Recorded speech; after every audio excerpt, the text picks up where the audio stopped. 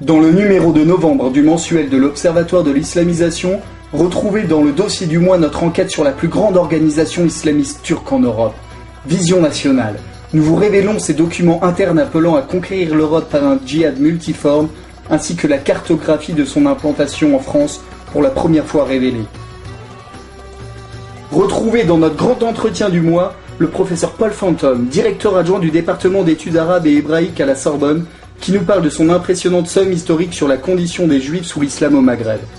Du XIIe siècle au XXe, il est dorénavant établi que les Juifs ont souffert une persécution permanente par leurs maîtres musulmans, leur ayant imposé le statut de dhimmi pendant près de 800 ans.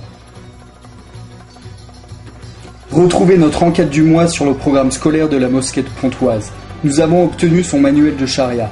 Djihad offensif et châtiment corporel sont présents dans ce traité, enseigné tous les mardis. Nous vous révélons les textes.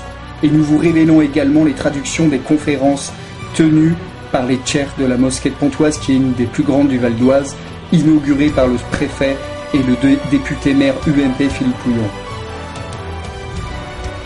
Égypte.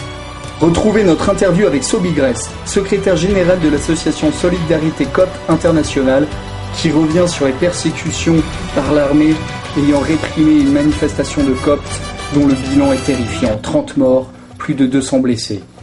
Sobi Gress nous parle de la pénétration islamiste dans l'armée et nous révèle, grâce à ses contacts sur place, les derniers témoignages d'une situation qui pourrait dégénérer.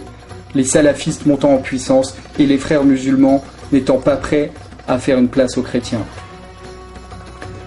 Retrouvez aussi une interview avec Clotilde Clovis, auteur de Candide au pays d'Allah. Le destin d'une femme française mariée avec un Algérien ayant choisi le Christ plutôt qu'une vie prisonnière en Algérie. Elle est revenue en France avec ses enfants qui ont fait le choix, librement, d'être chrétiens. Nous avons obtenu son interview en exclusivité de ce livre qui est déjà en vente sur les fnac.com et Amazon. Retrouvez également nos chroniques de livres, nos actualités européennes, et un focus sur le nouveau prix Nobel de la paix, membre des Frères musulmans.